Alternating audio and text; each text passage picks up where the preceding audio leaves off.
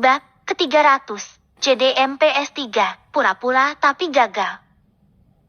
Maaf, Bu. Dengan sangat menyesal saya katakan, kalau suami ibu saat ini sedang mengalami koma. Perkataan dokter seperti sambaran petir bagi Adiba, Ihsan, dan juga Kurdi. Air mata Adiba meleleh seketika ke pipinya. Bayang-bayang kebersamaannya dengan Araf, laksana slide yang tampil satu persatu. Mohon bersabar ya, Bu. Ini ujian buat Anda, ucap dokter. Sampai berapa lama suami saya koma, Dok? Tanya Adiba. Belum bisa dipastikan, Bu. Bisa saja cuma 3 hari, 3 bulan, atau bahkan lebih. Jawab dokter. Mendengar hal itu membuat nyali Adiba semakin mengkerut. Ya Allah, kenapa secepat itu engkau mengambil kebahagiaanku? Aku mohon sembuhkanlah suamiku. Aku tidak ingin dia sakit dan menderita seperti ini. Batin Adiba. Adiba, Ihsan, dan Kurdi kemudian menjenguk Araf satu persatu setelah pria tampan itu dipindahkan ke ruang perawatan ICU. Bang, bangunlah. Hicks, kenapa abang tidak mau mendengarkanku? Aku sudah bilang berkali-kali, kalau aku tidak suka abang berkelahi lagi. Kenapa abang tidak mengerti? Aku sangat mengkhawatirkan abang, ucap Adiba sembari terisak. Sekarang aku harus bilang apa sama keluargamu? Mereka pasti sangat terpukul. Terutama Mami dan Dedi, sambung Adiba. Adiba kemudian keluar, karena dia tidak ingin membuang banyak waktu. Wanita berhidung mancung itu segera menghubungi Ajeng. Sementara itu, Ajeng yang tengah tidur lelap, sedikit terusik saat mendengar suara dering ponselnya. Adiba, tumben dia telepon di jam segini, gumam Ajeng. Ajeng bergegas menerima panggilan itu, karena mendadak dia merasa cemas. Ya sayang, kok kamu nelpon malam-malam? Ada apa? Tanya Ajeng. Mami, Hicks. Mendengar Adiba menangis, Ajeng langsung duduk seketika. Hei, sayang. Kenapa kamu menangis? Ada apa? Ajeng Jeti ikut panik. Mami abang nih, Hicks. Sayang, tenangkan dirimu. Cerita sama Mami. Abang kenapa? Kalian bertengkar? Tanya Ajeng. Nih, abang berkelahi. Dan sekarang koma di rumah sakit. Dia... Adiba kemudian menceritakan kejadian yang sudah menimpa Araf. Ajeng Jeti lemah seketika. Kamu jangan nangis lagi. Mami akan ke sana sama keluarga setelah pagi, ucap Ajeng sembari menyeka air matanya. Iya, Mi. Cepat ya, Mi. Aku takut. Hicks, ucap Adiba sembari terisak. Kamu tenangkan dirimu. Percayalah Araf akan baik-baik saja. Kamu doakan dia ya, ucap Ajeng. Ya, jawab Adiba. Setelah panggilan itu berakhir, Ajeng bergegas membangunkan Rafki. Sayang, ada apa? Ini baru jam 3 pagi. Tanya Rafki. Mas, anak kita Araf. Hicks. Ajeng memeluk Rafki yang membuat pria parubaya itu jadi kebingungan. Ada apa dengan Araf? Tanya Rafki. Dia berkelahi dengan seseorang dan sekarang koma di rumah sakit, jawab Ajeng. Apa? Rafki terkejut. Bayang-bayang kejadian yang menimpa Rifki 25 tahun yang lalu membuat Rafki jadi ketakutan. Beruntung Rifki bisa sembuh dengan koma 5 tahun. Dia tidak bisa membayangkan kalau putranya itu sampai koma selama hampir 25 tahun seperti yang dialami oleh Dirim. Kenapa ini bisa terjadi? Rafki terlihat sangat syok. Sayang, kita harus cepat hubungi Dedi dan keluarga yang lain. Kita harus pergi sekarang juga. Dedi baru beli jet pribadi lagi, bukan? Kita harus bertemu Araf secepatnya, Mas. Ucap Ajeng. Kewarasan Rafki segera kembali. Dia bergegas menghubungi Reki terlebih dahulu. Plak. Mata Reki terbuka saat mendengar ponselnya berdering. Jam 3 pagi. Kenapa Rafki menghubungiku sepagi ini? Apa sudah terjadi sesuatu? Reki menarik nafasnya dalam-dalam. Dia tahu betul anak-anaknya tidak pernah menghubunginya sepagi ini, kalau tidak ada hal yang penting. Ada apa? Tanya Reki. Rafki menelan ludahnya. Sejujurnya dia tidak ingin memberitahu Reki yang sudah sepuh. Tapi kalau Reki tahu belakangan, dan tahu dari orang lain, pria sepuh itu akan mengomelinya habis-habisan. Dedi, kita mendapatkan musibah lagi. Jawab Rafki. Musibah apa? Tanya Reki. Araf berkelahi dengan seseorang, dan dia koma di rumah sakit. Jawab Rafki. Tapi apa? Kok bisa? Araf kalah hanya dengan menghadapi satu orang? Tanya Reki. Aku belum tahu apa ceritanya memang seperti itu atau bukan. Mungkin Adiba syok, dan tidak tahu juga cerita yang sebenarnya. Jawab Rafki. Hubungi semua orang. Kita bertemu di bandara sekarang juga. Ucap Reki. Ya, Dad. Jawab Rafki yang kemudian mengakhiri panggilan itu. Rafki pun segera menghubungi keluarganya satu persatu. Setelah selesai, Rafki dan Ajeng bergegas berkemas. Apa kita harus ajak Tera? Tanya Ajeng. Tidak perlu. Nanti kita titip pesan saja pada pelayan. Jawab Rafki. Rafki dan Ajeng bergegas menyeret koper mereka dan memasukkannya ke dalam mobil. Mereka segera meluncur ke bandara diantar oleh supir pribadi. Setelah semua keluarga berkumpul, mereka pun segera berangkat ke Kairo dengan menggunakan jet pribadi. Sebenarnya apa yang terjadi? Kenapa Araf bisa koma seperti ini? Tanya Deki. Kami juga tidak tahu pasti. Tapi Adiba mengatakan kalau Araf berkelahi dengan seseorang. Jawab Ajeng. Dia berkelahi dengan satu orang, atau banyak orang. Kalau cuma satu orang bisa kalah, kebangetan sekali si Araf. Tanya Deki. Siapapun orangnya yang sudah membuat cucuku seperti itu, bikin dia sengsara. Buat orang itu susah bertatapan dengan matahari lagi. Ucap Reki. Kamu dengar itu, Bang? Jangan sampai lolos. Ucap Rifki. Abang dengar? Jawab Deki. Saat waktu subuh tiba, mereka bersuci dan sholat subuh di tempat duduk masing-masing. Setelah itu mereka kembali tidur, karena mereka masih sangat mengantuk saat ini. Dan setelah melewati perjalanan yang cukup panjang, mereka pun tiba di Kairo. Karena belum mandi, mereka langsung check-in hotel dan membersihkan diri sebelum pergi ke rumah sakit. Setelah selesai membersihkan diri dan berpakaian, mereka pun sarapan bersama. Bawakan Adiba makanan. Dia pasti tidak makan dengan baik karena memikirkan Araf. Ucap Anissa. Iya, Umi. Jawab Ajeng. Ajeng memesan makanan dan juga minuman untuk menantunya. Setelah selesai sarapan, mereka pun pergi menuju rumah sakit. Ceklek. Ajeng menekan handle pintu, di mana putranya itu dirawat. Tampak Adiba tengah tidur, dengan kepala berada di pinggir tempat tidur. Tangannya senantiasa menggenggam erat tangan Araf yang matanya masih betah terpejam. Adiba? Sapa Ajeng, sembari mengusap puncak kepala menantunya itu.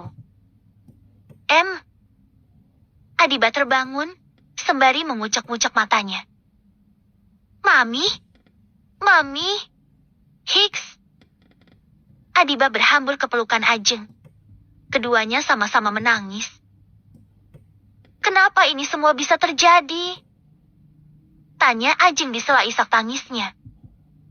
Ini semua gara-gara aku, Mi.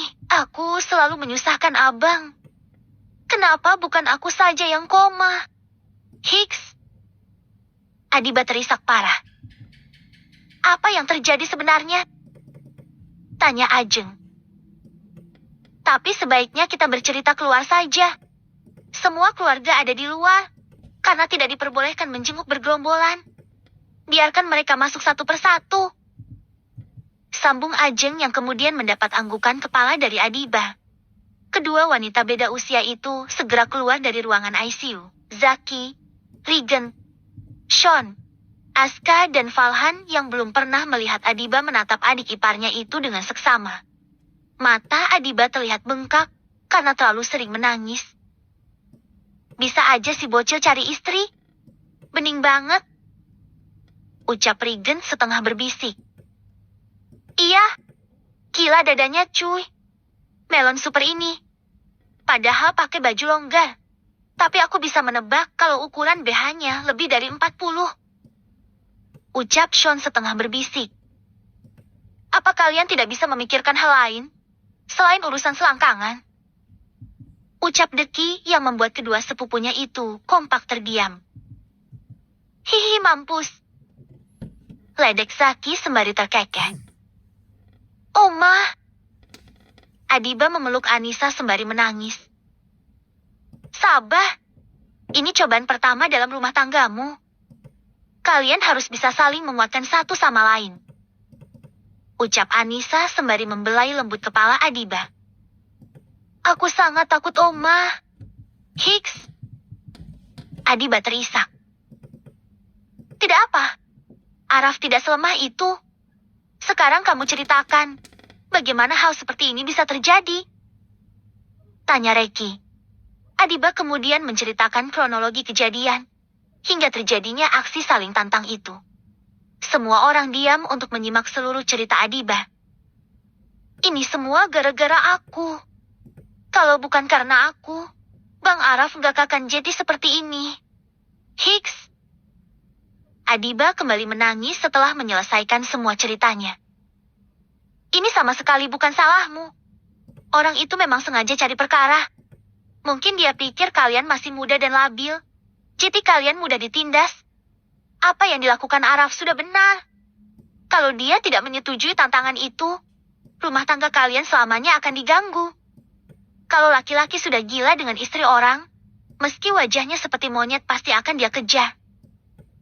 Ucap Reki. Buset, mata tuh laki udah katarak. Monyet pakai dikejar. Tanya Sean. Deki melirik tajam yang membuat Sean Jetty menutup mulutnya. Kamu jangan sedih lagi ya. Banyak-banyak berdoa agar Araf cepat sembuh. Ucap Anissa yang dijawab anggukan kepala oleh Adiba. Sekarang kamu makan dulu. Ucap Ajeng yang membuat kepala Adiba menggeleng. Kamu harus makan. Kalau Araf tahu, dia pasti akan marah. Kamu tahu sendiri kalau dia marah kan? Jangan buat pengorbanannya Jetty sia-sia. Ucap Ajeng. Adiba menoleh ke arah Anissa, yang kemudian mendapat anggukan kepala. Adiba menikmati makanannya, sementara saudara-saudara Araf masuk satu persatu untuk menjenguknya. Saat sore hari, Ihsan dan Kurdi datang untuk menjenguk sahabatnya. Di sanalah mereka bisa berkenalan dengan keluarga besar Araf. Sebenarnya siapa Araf ini? Kenapa aku merasa pernah melihat kakek tua itu? Apa dia keluarga artis? Bisik Kurdi. Aku juga merasa begitu. Tapi aku tidak ingat meskipun berusaha mengingatnya. Para sepupunya juga gitu. Rasanya sudah tidak asing lagi. Bisik Ihsan. Ternyata mereka keluarga yang sangat religius. Ucap Kurdi saat Anissa dan Reki saling sambung ayat untuk mematangkan hafalan mereka. 3 hari kemudian. Mami Ajeng. Kami berencana kembali ke Indonesia siang ini. Pekerjaan kantor sangat banyak. Ditambah istri-istri kami sedang hamil saat ini. Jadi kasihan kalau lama ditinggal. Ucap Regan. Tidak apa. Kalian kembali saja. Kita tidak tahu sampai kapan Araf akan terbangun. Jawab Ajeng dengan wajah sedih. Mami tenang aja. Aku dan Amar akan tetap di sini. Ucap Deki. Loh, bukannya Saripah sedang hamil juga? Tanya Ajeng. Kali ini dia kesenangan, aku tinggal pergi. Jawab Amar dengan bibir mengerucut. Kenapa? Semua bertanya nyaris bersamaan. Semenjak hamil dia kayak benci sama aku. Katanya aku sangat bau dan hendak mau tidur sekamar denganku. Padahal aku sudah mandi dan pakai minyak wangi. Tapi masih aja dibilang bau. Jawaban Amar mengundang tawa semua orang, termasuk Deki yang mengulum senyumnya. Makanya punya kulit jangan kayak pantat wajan. Pakai deodoran yang banyak biar gak bau. Ledek Deki. Seneng banget sampean melihat aku menderita, Mas. Ucap Amar. Wah, berarti udah lama dong Mar gak kehem-ehem. Ledek Regen. Banget, Mas. Pulang dari Dubai bawa permata, bukannya dapat upah, malah ditendang keluar kamar. Jawab Amar yang membuat semua orang terkekeh. Ceklek. Semua orang menoleh ke arah ruangan Araf. Seorang dokter keluar dari ruangan itu. Ini benar-benar suatu mujizat. Pasien sudah bangun dari komanya. Ucapan dokter membuat semua orang mengucap syukur. Bahkan Ajeng dan Rafki kompak melakukan sujud syukur atas kabar baik tentang putra mereka.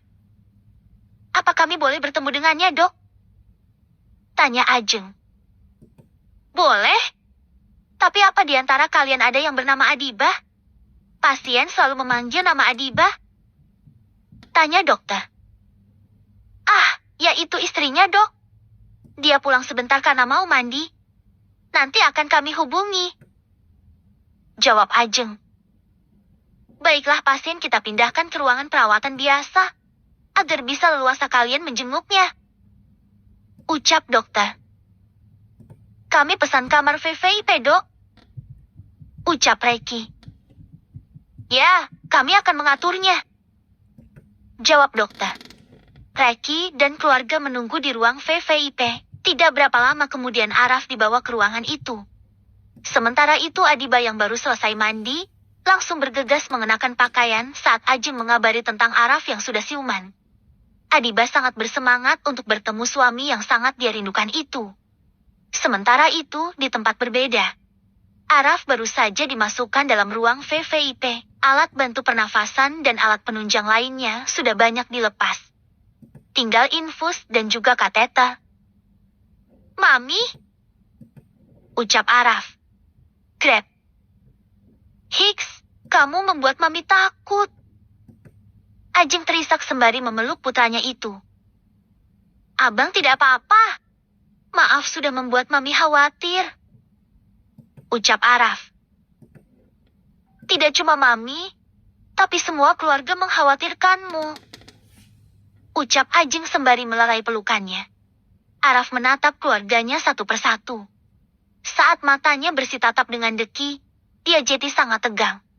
Pasalnya dia ingat betul, kalau kakak sepupunya itu pernah mengatakan kalau keluarga Abdullah tidak menerima kekalahan. Mati aku. Aku pasti kena semprot habis-habisan. Dalam 2 bulan aku sudah 2 kali membuat masalah. Dia pasti akan memukulku.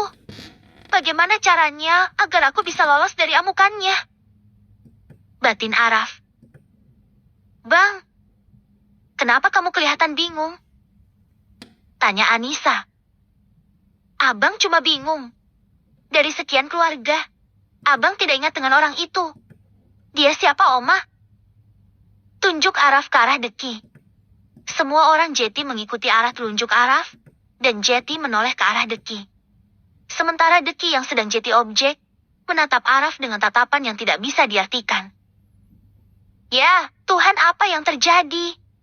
Apa dia mengalami amnesia seperti Bang Rifki waktu itu? Tanya Kanza.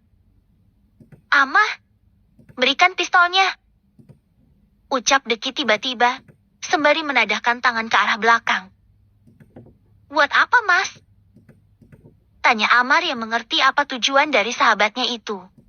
Namun dia tetap memberikan pistol ke tangan Deki. Klak, klak. Araf kehilangan memori, sehingga dia hanya melupakan aku sebagai keluarganya.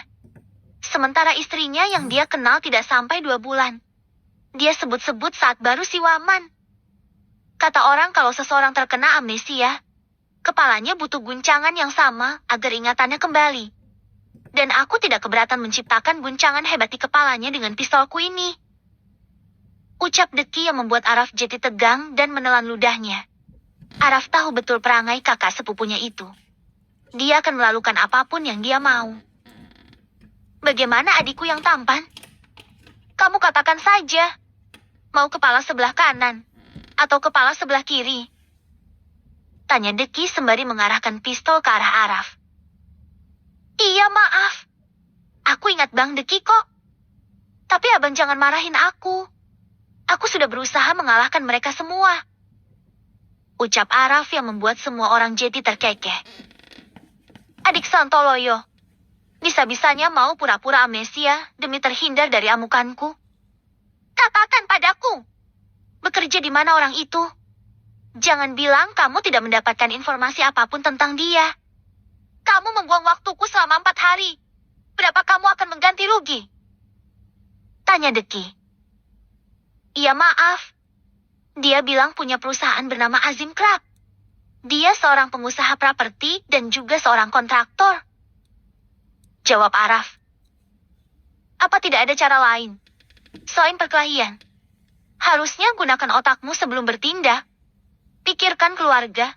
Pikirkan istri kalau kamu sampai mati. Kamu kan bisa membuat dia jadi gembel. Tanpa perlu keluar tenaga. Tanya Deki. Sudah kuduga. Aku tidak akan luput dari semburan naga. Batin Araf. Ini negara orang. Kamu harus pandai membaca situasi. Sudah 2 bulan ini, kamu membuat masalah. Kamu mau jadi pendakwah? Apa mau jadi preman? Kamu. Brak. Abang. Seru Adiba sembari membuka pintu dengan cukup keras. Alhamdulillah penyelamatku datang. Batin Araf. Sayang. Abang. Hicks. Bro. Adiba langsung berhambur ke pelukan Araf. Tidak hanya berpelukan.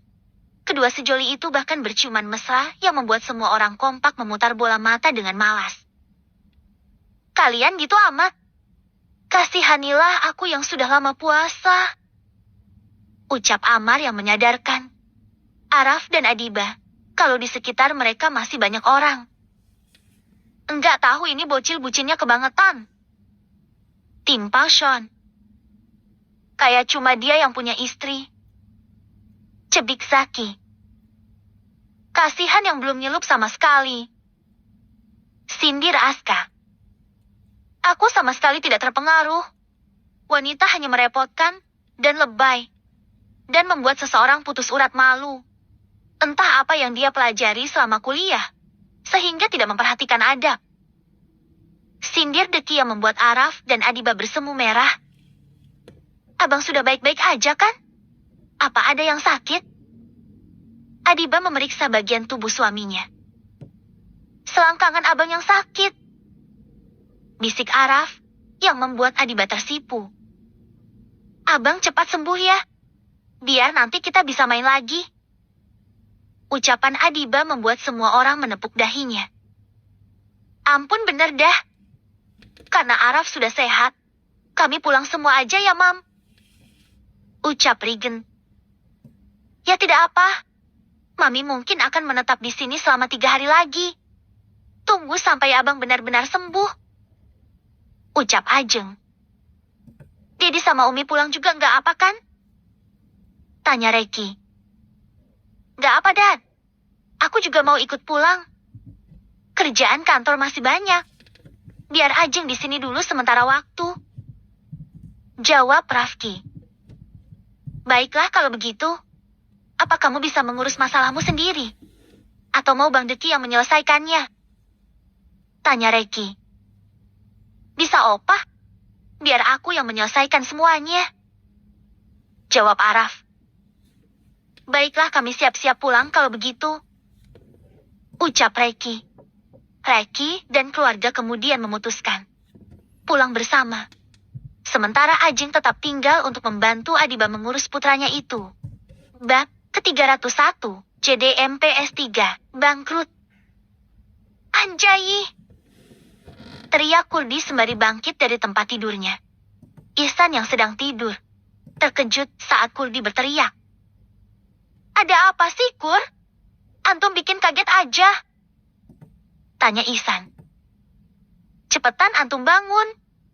Kita pergi ke rumah sakit sekarang juga. Ucap Kurdi sembari mengenakan celananya. Ada apa? Antum kayak orang kesurupan begitu. Tanya Ihsan sembari turun dari ranjang. Kita bakal nyesel kalau nggak ketemu dengan opa si Araf. Pantas saja kita merasa sangat familiar. Ternyata opanya Araf opa-opa yang viral sekitar 2 bulan yang lalu. Jawab Kursi. Yang viral? Yang mana? Tanya Ihsan. Kurdi kemudian memperlihatkan video yang memperlihatkan Reki sekeluarga sedang jumpa fans di Palembang. Oh iya benar. Itu artinya Araf memang bukan orang sembarangan. Apa kamu ingat saat kita ngasih tahu soal video ini? Araf terlihat biasa aja. Bahkan responnya cenderung tidak peduli. Ukau Ihsan. Iya, pantas aja. Itu karena opanya sendiri. Keluarga mereka orang terkaya di Jakarta. Kita sudah berteman dengan orang hebat. Aku mendadak takut berteman dengan si Araf. Karena kita tidak sepadan dengannya. Ucap Kurdi. Jadi bagaimana? Apa kita masih mau lanjut pergi ke rumah sakit? Bagaimana kalau mereka mengira kita tidak tulus sama Araf? Dan hanya mau berteman karena ingin memanfaatkan Araf? Tanya Ihsan. Betul juga. Bagaimana kalau mereka mengira kita ke sana karena ingin menjilat? Ucap Kurdi. Tering. Tering. Tering. Adiba nelpon. Ucap Kurdi. Angkat aja. Siapa tahu penting. Ucap Ihsan. Kurdi kemudian mengangkat telepon dari Adiba. Ada apa? Tanya Kurdi. Bang Araf sudah siuman. Jawab Adiba. Benarkah? Kami ke sana sekarang. Ucap Kurdi. Ya. Jawab Adiba yang kemudian mengakhiri panggilan itu. Ada apa? Tanya Ihsan. Adiba bilang Araf sudah siuman. Jawab Kurdi. Alhamdulillah. Akhirnya Araf siuman juga. Aku senang mendengarnya. Ucap Ihsan. Sekarang ayo kita jenguk si Araf. Ucap Kurdi. Ihsan mengangguk. Ihsan dan Kurdi pun bergegas pergi ke rumah sakit untuk menjenguk Araf. Mereka juga berharap agar bisa berfoto dengan Reki dan keluarganya yang lain. Ceklek. Ruangan tempat Araf dirawat tampak sepi. Hanya ada Araf dan Adiba yang bercengkrama dengan tangan yang saling bertaut satu sama lain. Raf. Sapa Kurdi. Akhirnya datang juga kalian. Kalian sering jenguk aku apa enggak? Aku bangun, tapi kalian enggak ada. Tanya Araf. Antum emang kebangetan jeti orang. Bisa-bisanya antum bertarung sendirian begitu dengan melawan banyak orang. Antum enggak sayang nyawa. Kalau jualan nyawa ada di pasar Tanah Abang, aku juga mau bantuin antum gebukin itu semua orang. Ucap Kurdi. Iya, Raf. Kami Jeti merasa buruk saat melihat antum sekarat di rumah sakit. Timpal Ihsan. Sudahlah, yang penting aku sudah nggak kenapa-kenapa. Ucap Araf. Oh ya, keluargamu kemana? Kok sepi? Tanya Kurdi dengan tidak sabar. Mereka sudah pulang ke Indonesia. Yang tinggal cuma Mami. Tapi sekarang Mami sedang istirahat di hotel. Jawab Araf. Ya, enggak jadi ketemu kita, San. Ucap Kurdi. Iya, ini gara-gara kita terlambat mengetahui. Ucap Ihsan. Mengetahui apa nih? Tanya Araf. Ini semua gara-gara antum, Raf. Bisa-bisanya temenan bertahun-tahun antum nggak kasih tahu kita. Kalau antum itu cucu dari Muhammad Reki Abdullah. Jawab Kurdi. Lah, kok kalian bisa tahu? Tanya Araf. Ya tahulah. Opa antum kan viral sekitar 2 bulan yang lalu. Pantas aja antum sikapnya biasa aja. Ternyata antum cucunya. Jawab Ihsan. Sudahlah mau siapapun opa. Yang penting kita tetap bersahabat. Oh ya, apa kalian tahu kondisi terakhir dari bule sialan itu? Tanya Araf. Kita nggak mau tahu sama sekali. Kita hanya fokus buat mikir kesembuhan antum. Jawab Ihsan. Lagian kenapa abang masih menanyakan tentang si Azim? Aku nggak mau abang berurusan dengan dia lagi. Jangan membuatku takut lagi. Ucap Adibah. Iya. Jawab Araf. Sudah punya pawang dia, San. Ledek Kurdi. Maklum Kur. Timpal Ihsan. Sepertinya kalian ingin menggantikan aku berada di rumah sakit. Ucap Araf. Amit-amit jangan sampai, Raf. Aku mah anak sehat. Vaksinku lengkap. Mulai dari vaksin HB0 sampai ke vaksin campak. Ucap Kurdi. Bisa aja si kunyuk bawa-bawa nama vaksin segala. Ujar Araf yang membuat semua orang jadi terkekeh. Ngomong-ngomong, kapan antum diperbolehkan pulang? Tanya Kurdi. Kata dokter mau observasi sampai besok atau lusa. Setelah yakin baik-baik aja, baru boleh pulang. Jawab Araf. Baguslah. Selama antum sakit, kita gantian buat catatan ketertinggalan antum. Nanti kita akan ulas sama-sama, agar antum ngerti. Ucap Ihsan. Makasih ya. Kalian emang sahabat terbaikku. Ucap Araf. Sama-sama. Itulah gunanya teman. Ucap Kurdi. Araf melirik ke arah Adibah yang matanya terlihat sudah sayu dan bodoh. Ngantuk. Hem? Tanya Araf sembari membelai pipi istrinya dengan lembut. Adibah mengangguk. Tidurlah di sana. Sudah ada Ihsan dan Kurdi yang menemaniku ngobrol. Ucap Araf sembari menunjuk ke arah sebuah sofa panjang. Ya. Jawab Adibah. Adibah kemudian berbaring di salah satu sofa panjang untuk beristirahat. Sementara Araf dan kedua temannya melanjutkan obrolan mereka. 3 hari kemudian. Mami pulang dulu ya. Jaga diri baik-baik. Jangan bikin Mami khawatir lagi. Ucap Ajeng. Ya, Mami yakin gak mau diantar ke bandara? Tanya Araf. Kamu baru pulang kemarin dari rumah sakit? Kamu harus banyak-banyak istirahat. Biar Mami pergi sendiri aja. Jawab Ajeng. Hati-hati ya, Mam.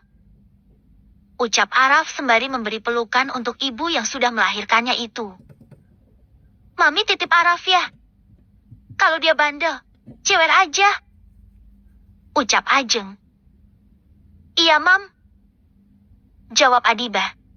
Adibah dan Araf melambaikan tangannya melepas kepergian Ajeng. Setelah Ajeng pergi, Araf mencari alasan agar istrinya membiarkan dirinya pergi. Sayang, apa abang boleh pergi ke asrama?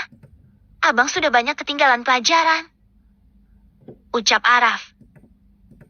Besok aja. Abang harus banyak istirahat, biar cepat pulih total. Jawab Adibah. Araf menghela nafas. Karena keinginannya untuk memberikan Azim pelajaran terakhir harus ditunda sementara. Dan keesokan harinya barulah Araf pergi menemui Azim, dengan membawa Ihsan dan Kurdi ikut serta bersamanya. Tok, tok, tok, ceklek. Seorang pria parubaya yang mengenakan jas berwarna hitam, membukakan Araf pintu. Pria parubaya itu mengerutkan dahinya, karena dia sama sekali tidak mengenal pria tampan di hadapannya. Maaf, Anda siapa? Tanya Gultom. Apa benar ini ruangannya Azim Erdo? Tanya Araf. Betul, dia putra saya. Kalian siapa? Tanya Gultom. Kami semua temannya. Kami bermaksud ingin menjenguknya. Jawab Araf. Ah, kebetulan sekali kalau begitu. Saya sedang ada pekerjaan penting. Tolong temani putra saya dulu. Saat ini dia sedang tidur. Ucap Gultom. Anda tidak perlu khawatir. Serahkan saja putra Anda pada kami. Ucap Araf. Terima kasih. Kalian sangat baik sekali. Kalau begitu Om tinggal dulu. Ucap Gultom. Silahkan. Ucap Araf. Araf berbalik badan menatap punggung Gultom yang semakin menjauh. Sesaat dia kemudian memberikan seringai yang mengerikan. Setelah itu, mereka bertiga masuk ke dalam ruangan Azim dan menguncinya. Saat pertama kali mereka masuk, mereka menemukan Azim yang tampak berbaring lemah di atas tempat tidur, dengan kedua kaki diberi penyangga. Araf juga tidak tahu itu berfungsi buat apa.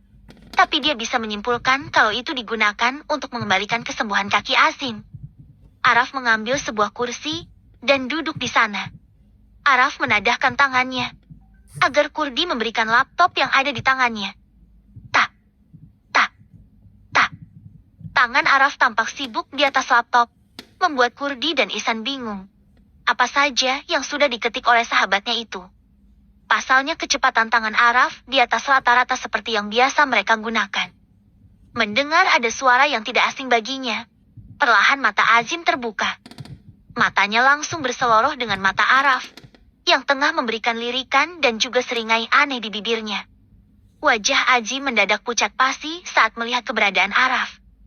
Mata Azim melihat ke sana kemari untuk mencari keberadaan Gultom. Di mana ayahku? Tanya Azim dengan panik. Dia pergi menitipkanmu pada kami. Kenapa kamu sangat panik? Santai saja. Jawab Araf. Tidak mungkin ayahku meninggalkanku bersama monster sepertimu. Ayah, selamatkan aku dari mantra ini. Teriak Azim ketakutan. Araf kembali menadahkan tangan, agar Ihsan memberikan tongkat pemukul di tangannya. Kalau kamu berteriak lagi, aku bersumpah akan membuat kedua tanganmu patah, dan gigimu jadi rontok. Ucap Araf sembari hendak mengayunkan tongkat pemukul. Melihat itu, Azim mendadak diam dengan wajah pucat dan berkeringat dingin. Apa maumu? Kamu mau uang? Sebutkan saja. Aku akan memberikan sebanyak yang kamu mau. Tanya Azim. Mau bernegosiasi denganku? Kamu sudah membuatku koma beberapa hari. Tentu saja aku akan membuat perhitungan yang setimpal untukmu. Aku akan membuatmu jadi sampah tak berguna. Ucap Araf. Araf kemudian mengalihkan pandangan matanya saat layar di laptopnya sudah terbuka setelah menunggu loading beberapa menit. Ternyata memang penjahat sejati. Azim Erdo pengusaha kontraktor dan properti berkedok. Tapi ternyata juga menjalankan banyak usaha ilegal. Banyak sekali melakukan pencucian uang. Ternyata banyak juga uang harammu Azim. Bolehlah aku bersihkan dulu, agar jadi halal. Apa kamu tidak pernah melakukan zakat, Mal? Harusnya kamu melakukan itu. Siapa tahu Tuhan mau mengampuni dosa-dosamu. Ucap Araf. Apa yang kamu katakan? Aku tidak mengerti. Tanya Azim berpura-pura polos. Tidak mengerti ya? Biar aku bantu jelaskan. Mungkin tidak hanya kakimu saja yang patah, tapi otakmu juga terbentur hingga mengalami amnesia. Ucap Araf. 3 tahun yang lalu, kamu pernah mengambil proyek pembangunan jalan di Turki. Dana untuk pembangunan dengan harga bahan memiliki perbedaan hingga 3 kali lipat dari harga seharusnya. Sepertinya kamu sudah membodohi orang di sana untuk keuntunganmu sendiri. Harusnya data bobrok begini tidak perlu kamu simpan. Kamu musnahkan saja. Sambung Araf, yang membuat Azim tercengang. Kamu juga pernah membangun jembatan. Dana yang kamu ajukan juga 3 kali lipat. dan banyak lagi kejahatan lainnya. Ucap Araf. Kenapa kamu menilainya itu suatu kejahatanan? Pemerintah setempat juga menyetujui harga yang diajukan. Kenapa kamu yang repot? Tanya Azim. Makanya aku datang ke sini ingin membantumu, agar kamu tidak repot mengelola uang sebanyak ini. Akan lebih baik kamu belajar hidup sederhana. Kamu harus banyak-banyak berdonasi. Aku sudah menyiapkan setidaknya 50 tempat yang pantas menerima donasi dari uangmu itu. Ucap Araf. Aku tidak akan melakukan itu. Itu uangku, hasil kerja kerasku. Aku tidak butuh kamu untuk mengatur keuanganku. Pergilah dari sini, sebelum aku panggilkan security. Ucap Azim berapi-api. Panggil saja. Tongkat di tanganku juga gatal ingin mencari mangsa. Dan sepertinya sasaran yang tepat kali ini adalah kemaluanmu. Biar kamu tidak bisa menghayal lagi ingin merebut istri orang lain. Ucap Araf yang membuat wajah Azim memucat kembali. Lagi pula aku tidak butuh persetujuanmu untuk membagikan semua uangmu pada orang yang membutuhkan. Kamu sedang terluka saat ini. Jadi biar aku sendiri yang membantumu membagikannya. Sambung Araf. Berhenti bicara omong kosong. Dataku sangat terlindungi, karena aku memiliki salah satu black card. Ucap Azim. Aku pastikan kartumu itu sebentar lagi tidak berguna. Ucap Araf. Klik. Araf menekan enter. Ihsan dan Kurdi hanya bisa melongo saat Araf mengirimkan dana senilai 20 miliar ke salah satu akun donasi negara yang baru saja mengalami musibah terkena banjir bandang. Ting. Sebuah notifikasi masuk ke dalam ponsel Azim. Sebaiknya kamu periksa ponselmu. Mungkin kamu ingin menambahkan jumlahnya. Ucap Araf. Apa maksudmu? Tanya Azim yang bergegas meraih ponselnya. Matanya terbelalak saat dia menerima notif dari bank kalau saldonya berkurang 20 miliar. Hentikan! Apa yang kamu lakukan dengan akun rekeningku? Tanya Azim dengan wajah panik. Apa yang aku lakukan? Kan aku sudah bilang sama kamu, kalau aku akan membantumu beramal. Jawab Araf. Klik. Araf menekan enter untuk mengirim dana yang lebih besar lagi. Dana senilai 50 miliar itu dia kirim ke Afrika. Ting. Lagi-lagi sebuah notif masuk ke ponsel Azim. Mata pria tampan itu seolah hendak keluar dari porosnya. Sementara Ihsan dan Kurdi hanya bisa menutup mulutnya. Karena mereka menyadari, sampai mati pun mereka tidak akan pernah bisa mendapat uang sebanyak itu dalam hidupnya. Sebagai seorang anak petani padi, dan seorang anak pegawai negeri sipil biasa, mereka bermodal nekat dan ingin jati manusia bermanfaat untuk masuk ke perguruan yang sedang mereka tempuh saat ini. Apa yang kamu lakukan? Apa kamu sudah gila? Kenapa kamu menghamburkan uangku? Ucap Azim dengan bibir bergetar. Kamu jangan marah dong. Dalam hartamu juga ada orang lain. Uang 50 miliar itu aku kirim untuk saudara kita yang ada di Afrika. Di sana masih banyak saudara-saudara kita yang kelaparan. Ada juga yang butuh dibangunkan beberapa tempat ibadah. Kamu sangat beruntung punya kesempatan itu. Aku saja belum tentu bisa. Ucap Araf. Raf, bagi kita juga dong, Raf.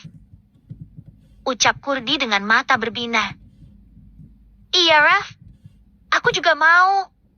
Lumayan gak nyusahin orang tuaku sampai tamat kuliah nanti. Timpal Ihsan. Ini uang haram. Kalau antum memakai uang ini untuk pendidikan, maka ilmu yang kalian dapat tidak akan berkah. Apalagi pendidikan yang kita tempuh saat ini adalah ilmu tentang agama yang sangat bertentangan dengan perbuatan tidak terpuji ini. Lebih baik uang sedikit asal berkah. Jangan pernah iri dengan apa yang dimiliki orang lain. Nanti saat mati kalian akan sulit saat dihisap. Ucapan Araf membuat Kurdi dan Ihsan terdiam. Mata mereka hanya bisa merasa lapar saat Araf mentransfer dana ratusan miliar untuk orang-orang yang membutuhkan donasi. Sementara itu, tatapan mata Azim mendadak kosong saat dia menerima notif terakhir.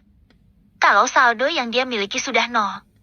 Tidak hanya itu, Araf juga menyebar data rahasia perusahaan Azim, hingga saham pria tampan itu merosot tajam. Satu persatu bawahannya membuat panggilan untuknya. Mereka menyampaikan informasi tentang keadaan perusahaannya saat ini. Aji menangis sejadinya, sementara Araf menyeringai penuh kepuasan. Kami pergi dulu. Harusnya kamu berterima kasih padaku, karena kamu bisa memulai semuanya dari awal. Yang jelas mencari harta dengan benar. Ucap Araf yang kemudian menyerahkan laptop pada Kurdi. Araf melangkah pergi ke depan pintu. Sebelum benar-benar melewati pintu itu, Araf menoleh sejauh 45 pangkat Noh. Bersikap patulah, kalau tidak ingin perusahaan ayahmu juga mengalami hal serupa. Karena aku dan keluargaku bukan orang yang bisa kamu sentuh dengan mudah. Ucap Araf yang kemudian keluar dari ruangan itu, diikuti Ihsan dan Kurdi di belakangnya.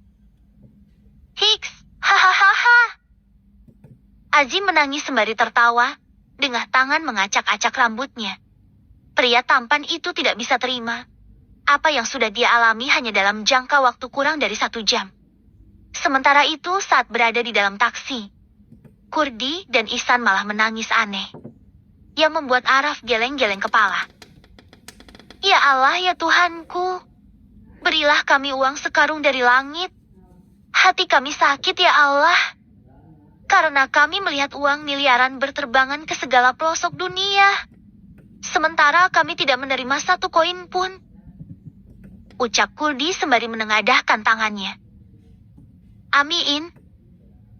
Jawab Ihsan. Jangan lebay. Ya sudah, aku traktir makan enak aja. Kalian bisa makan sepuasnya di restoran mahal. Ucap Araf.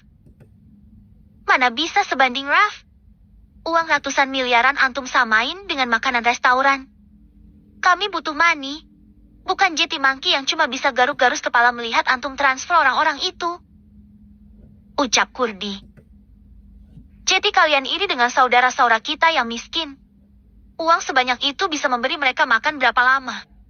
Sementara kalian masih bisa menikmati makanan enak, baju bagus, air bersih. Itu rezeki mereka kawan. Dan hari ini kalian juga ikut andil dalam berbagi. Ya meskipun kita nggak tahu apa itu dihitung sebagai pahala atau tidak. Yang pasti kita sudah bisa membuat mereka tersenyum. Ucap Araf. Sudahlah, ikhlaskan. Kalau mau uang, kerja.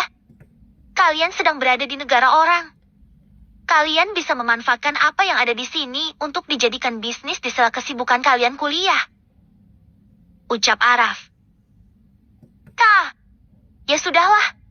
Ayo pergi makan dulu. Aku jadi lapar. Ucap Kurdi. Tering, tering, tering. Araf tersenyum saat melihat Adiba membuat panggilan untuknya. Kurdi dan Ihsan kompak mencebikan bibirnya saat melihat ekspresi dari sahabatnya itu. Ya sayang? Tanya Araf saat dia menerima panggilan itu. Abang ada di mana? Apa sudah pulang kuliah? Tanya Adiba. Sudah. Sebentar lagi pulang. Apa kamu sudah masak? Tanya Araf. Sudah. Abang minta rendang kan? Aku sudah membuatnya buat abang. Jawab Adiba. Wah, aku sudah tidak sabar ingin menyantapnya. Tunggu abang. Sebentar lagi sampai. Ucap Araf. Ya. Jawab Adiba yang kemudian mengakhiri panggilan itu. Kita nggak jadi pergi makan nih? Tanya Kurdi. Makan ke rumahku aja yuk. Adiba sudah masak rendang. Ucap Araf. Boleh deh. Kapan lagi dilayani oleh istri sahabat yang cantik? Ujar Kurdi. Jaga mata antum. Itu istriku. Ucap Araf. Ya elah pelit amat. Ketimbang cuma mengagumi doang. Ngomong-ngomong selama pulang dari rumah sakit, sudah keteplek-keteplek belum? Tanya Kurdi sembari memperagakan kedua telapak tangannya yang beradu. Jangan suka kepo dengan urusan ranjangku. ucap Araf yang langsung mendapat cebikan dari Ihsan dan Kurdi. Araf menoleh ke arah luar jendela mobil. Bibirnya tersenyum tipis saat mengingat malam panasnya bersama Adiba tadi malam. Araf dan Adiba menghabiskan malam panjang, seolah ingin melepaskan dahaga yang sudah hampir seminggu mereka tidak melakukannya saat dirinya berada di rumah sakit. Bab ke-302, JDMPS 3, kangen. Adiba membuka pintu dengan bibir tersenyum. Dia tahu betul kalau yang datang